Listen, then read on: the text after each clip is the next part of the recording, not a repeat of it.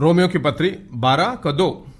इस संसार के सदस्य न बनो, परंतु तुम्हारे मन के नए हो जाने से तुम्हारा चाल चल भी बदलता जाए, जिससे तुम परमेश्वर की भली और भावती और सिद्ध इच्छा अनुभव से मालूम करते रहो। दुनिया के नॉर्मल के अनुसार मत जियो, परमेश्वर के नॉर्मल के अनुसार जीने के लिए मन को नया करते जाओ। मैसेज बाइबल में इसको पढ़ता हूं। Don't become so well adjust to your culture that you fit into it without even thinking. बिना किसी सोच के आपकी संस्कृति के साथ मिलजुल कर एडजस्ट मत हो जाइए। Don't become so well adjust to your culture that you fit into it without even thinking. बिना किसी सोच के जिस भी संस्कृति के हो, किसी भी परिस्थिति में उसके साथ ऐसे ही वेल एडजस्ट मत हो जाइए। उसका मतलब इस दुनिया के सदस्य ना बनो। नीचे पढ़ते हैं, instead fix your attention on God.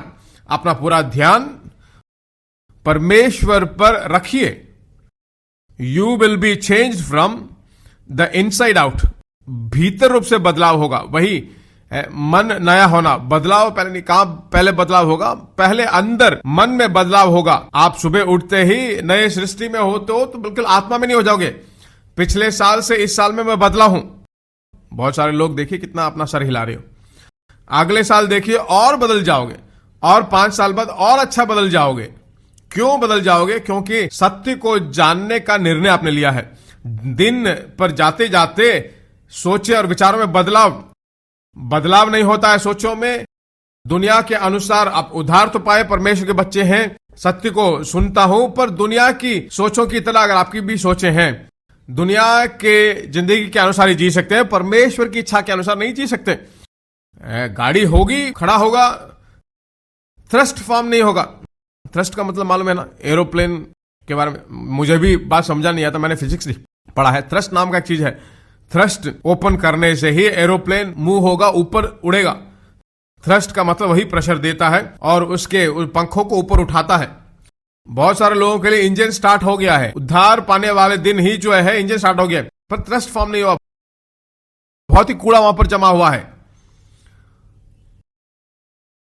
ऊपर उठने लायक जो सोच नहीं। आगे बढ़ते हैं। You will be change from inside out, readily recognized what he wants from you and quickly respond to it. आपके अंदर जो वो चाहता है उसको तुरंत रिस्पॉन्ड करोगे। हाँ, परमेश्वर मेरी जिंदगी में जो योजना है, विचार है, परिपूर्ण इच्छा क्या है? मन नया हो गया है। दुनिया के बारे में सदस्य नहीं हूं, दुनिया की संस्कृति के साथ मिला जुला नहीं हूं।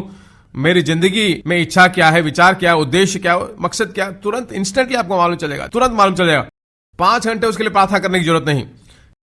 ऐसे लगातार चलता रहेगा। ये नहीं, ऐसा है, ऐसा। जो आपको पसंद ही नहीं है उसको मालूम चल जाता है कि ये पसंद नहीं है मुझे।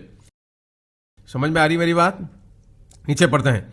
You will be change from the inside out, readily recognized what he wants from you and quickly respond to it, unlike the culture around you always dragging you down into his level of immaturity। वह culture क्या करता है कि प्रतिदिन उस immaturity के status की ओर तुम्हें खींचता रहता है नीचे। इस वचनों को बहुत अच्छा ट्रांसलेट किया है। हर वक्त उस संस्कृति के अनुसार आपको खींचता रहेगा। God brings the best out of you, develops well formed maturity in you। इस दुनिया के सदस्य ना बनो। दुनिया का मनुष्य जैसा है उसी तरह उसी लेवल में खींचता रहेगा। दुनिया के लेवल में जीने के लिए परमेश्वर हमें नहीं बुलाया है। सभी चीजों में छुटकारा पाए हुए भरपूरी जिंदगी जीने के लिए परमेश्वर ने आपको और मुझे बुलाया है। ऐसी जिंदगी को क्या आप सचमुच जीना चाहते हो? मन के नए हो जाने से रूपांतरण होते हो। प्रतिदिन सच्चाई के द्वारा अपने सोच और विचारों को बदलते रहिए।